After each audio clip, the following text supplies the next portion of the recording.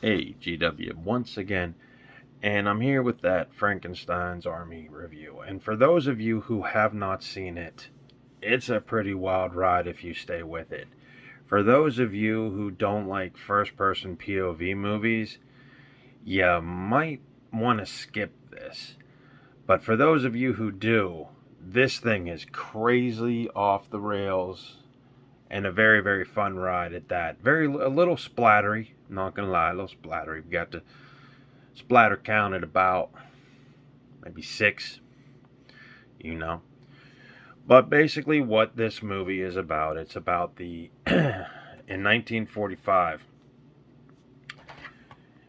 in the dying days of World War II, ladies and gentlemen.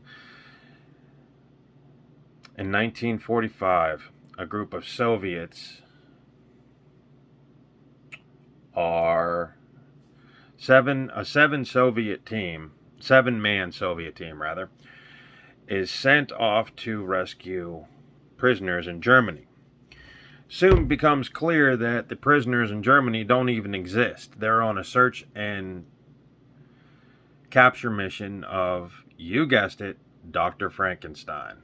Not the Dr. Frankenstein in the actual book, but his grandson. It's kind of hard to pinpoint what the relationship is, but it's either the grandson or the son of the late Dr. Frankenstein.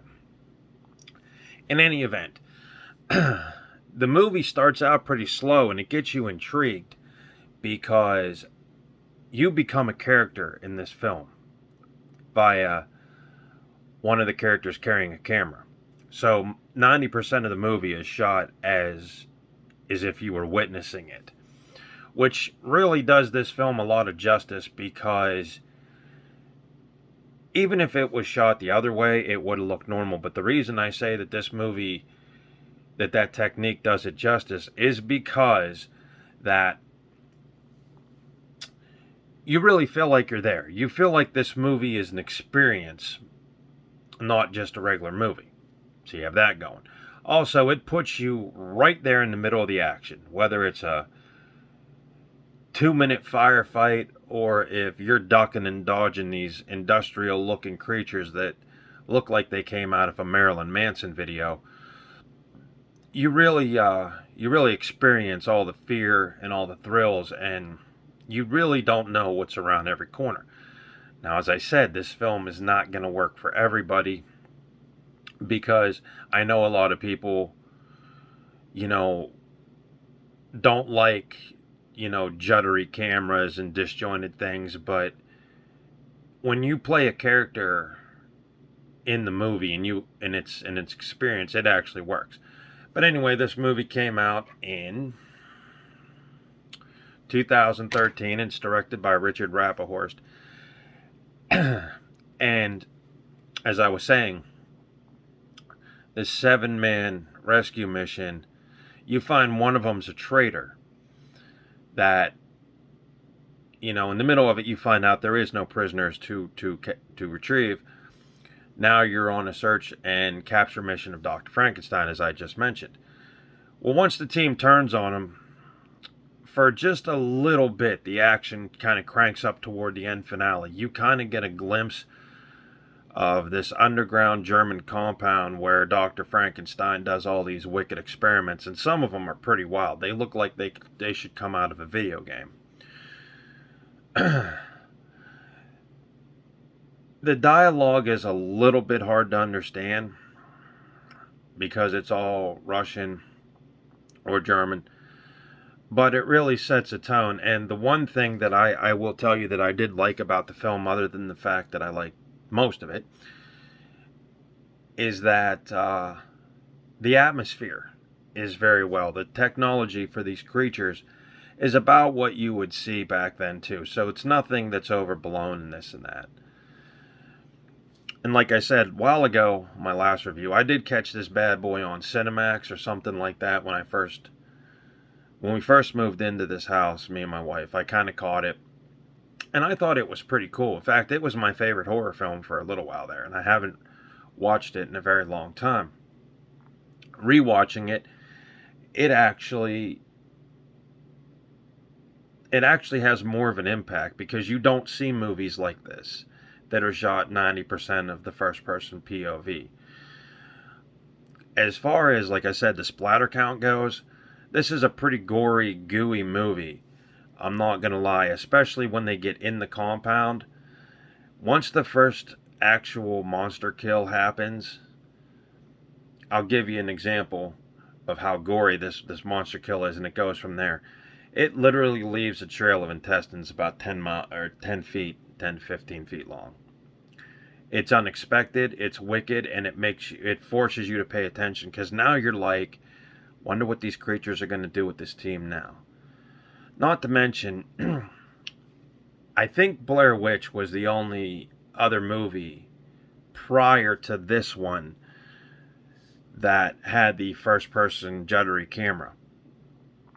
Now, in 2016, Universal Studios put out another movie like it called Hardcore Henry. Hardcore Henry puts you as the main character, and you basically experience everything Hardcore Henry goes through, whether it's, pole vaulting, shooting, jumping out of a plane. The only complaint that I have about that film is that it came around when 3D technology was pretty, big, coming back. Drive Angry with 3D and all that stuff. Hardcore Henry should have been shot in 3D so you could really experience, this. Frankenstein's Army should have been filmed in 3D as well, because I got a feeling like it would actually have a hell of a lot more impact than what it does on 2D. Nevertheless, Frankenstein's Army is a pretty fun ride. It's not for everybody. It has a pretty good body count, I'm not going to lie, and it's unexpected. The only thing I will tell you is that if you hate movies that just stop, don't even give it a try. And I mean that because some movies like The Blair Witch, it just stopped. It didn't end, it just stopped, and you were free to make up your own mind about whatever it was. Frankenstein's Army does the same thing. Now, as far as the villain goes, Dr. Frankenstein has either been portrayed either as a guy that's misunderstood or a complete raving lunatic psychopath that wants to just dive deeper into medical insanity. This version of Dr. Frankenstein's a little bit of both. You kind of get why he's doing it, but again, he's very, very, very, very insane, to the point where he gets a little bit wackadoo, for lack of a better term. Now, the cast is pretty good. They're a bunch of I've never seen them in anything else. You have Ivan, played by Han Ping Tang. You have Dmitri, played by Alexander Mercury. You have Sasha, who is a loose cannon in this film. His character is just basically, once he gets ticked off, there's no stopping him. He's played by Luke Newberry. Sergei's played by Joshua Sass. And Alexei's played by Mark Stevenson. Vassil's played by Andrei Zayats. Now, I've never seen these cats on anything, and I believe the budget for this really wasn't too high. I think, from what they did with this movie, I mean, the outside of the German compound, the German village that they visit, and the way that it's shot, it actually looks like an old 70s grindhouse movie. It has the cold color film to it, which really adds a nice touch.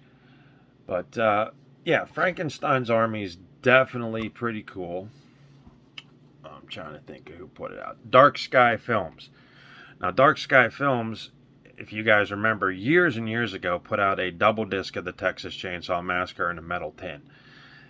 They're pretty good. They also released the Kane Hodder version of Ed Gein, which I have never seen, but they kind of specialize in horror films.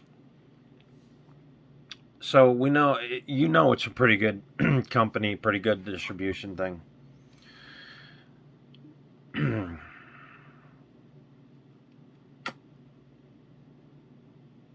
So Fangora did a whole bunch of reviews or a whole bunch of articles on this when it first come out, and didn't know what to really make of it. But when you watch it, like I said, it's not for everybody if you don't like, first person camera action. But if you're looking for just a fun ride, it's well worth it. The other cool thing about this movie is it's not that long. I mean, it's about an hour and 26 minutes, but, when you watch it, it seems like it goes by pretty quick. Hardcore Henry, on the other hand, if you do like that type of thing, let's see how long this bad boy is. I remember only watching Hardcore Henry once because I really did not get. Hardcore Henry is about 10 more minutes longer. So basically, if you don't like juddery cameras, they keep it down to a minimum. Now, this could have been worse if it was about 2.5 hours, because I really don't think I could watch 2.5 hours of a POV running around and dodging monsters. But let's look at the positives. The positive is you have a really cool take on the Frankenstein story, mixed with, the German insanity of creating the super being. You have a pretty good gore factor here. You have a movie that's pretty short, and for those of you who like different takes on things, you'll probably like that. Bad thing is, if you hate juddery cameras, you'll only stick around for about 3/4 or half of this movie. So you take the good with the bad on this one, guys. But I really liked the film. I liked it because the first time I saw it, I had not seen anything like it since The Blair Witch.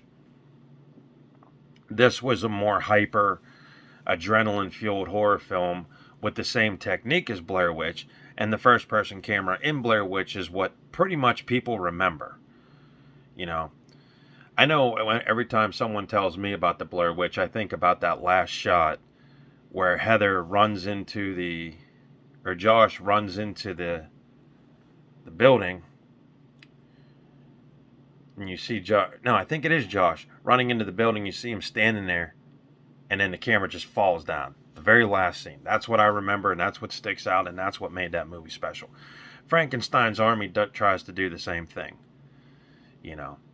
The creatures, I must say, are very, very cool. You have all kinds of industrial-looking monsters, some with knives on their hands, some with drills coming out of their nose attached to gas masks. I mean, they all look like hypered up versions of, miscellaneous Star Wars characters or androids or something. I mean, they all look pretty badass. So that's a plus too. Anyway, if you're into that kind of thing, give Frankenstein's Army a whirl. And I know not a lot of people heard about it because I don't think it had a lot of mainstream coverage, guys. I think it just it got a deal. It premiered on Cinemax or Stars or one of those channels. I'm believing it's Cinemax. And basically probably found its audience on home video. So definitely give it a whirl. And also last night, Tournament of Survival Deathmatch Tournament was held. And my wife and I watched it. It aired around 4 o'clock. Ran to about 10 to 8. And the last match was insane, guys. A guy got a dart stuck in his mouth and kept wrestling. And this ain't no fake stuff. I mean, you had to see it. So that's worth noting. Beyond that, I got nothing. We'll be here next week with some more horror film reviews. It's GW, signing off.